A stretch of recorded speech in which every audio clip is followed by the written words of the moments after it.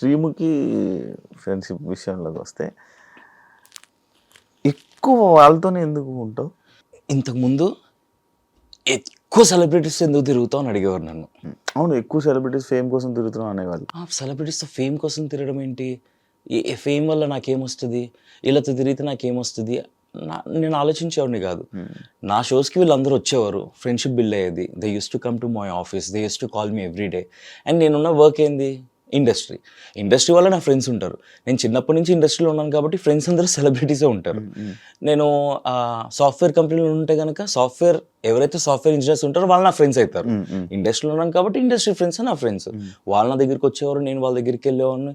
Social మీడియాలో ఉంది కాబట్టి తిరుగుతున్నాను అనుకున్నారు, జస్ట్ బికాస్ వాళ్ళకి ఫేమ్ ఉందని చెప్పేసి. ఎందుకంటే వాళ్ళ ఫేమ్ అనేది overall all the Telugu states తెలుసు. నా ఫేమ్ అనేది ఓన్లీ హైదరాబాద్స్కే తెలుసు, బికాస్ ఆమె రేడియో జాకీ.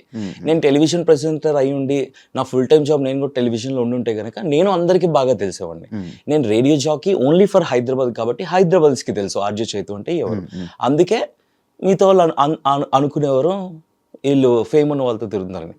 ఫేమ్ ఏది కాదు, it's all about bonding, it's all about friendship. What you give, I give the same. నువ్వు నాతో మాట్లాడితే నేను నీతో మాట్లాడతా, నువ్వు నాకు ఇంపార్టెన్స్ ఇస్తే నేను నీకు ఇంపార్టెన్స్ ఇస్తాను, నువ్వు నాకు ప్రయారిటీ ఇస్తే నేను నీకు ప్రయారిటీ ఇస్తాను. As simple as that. అదే మంత్ర.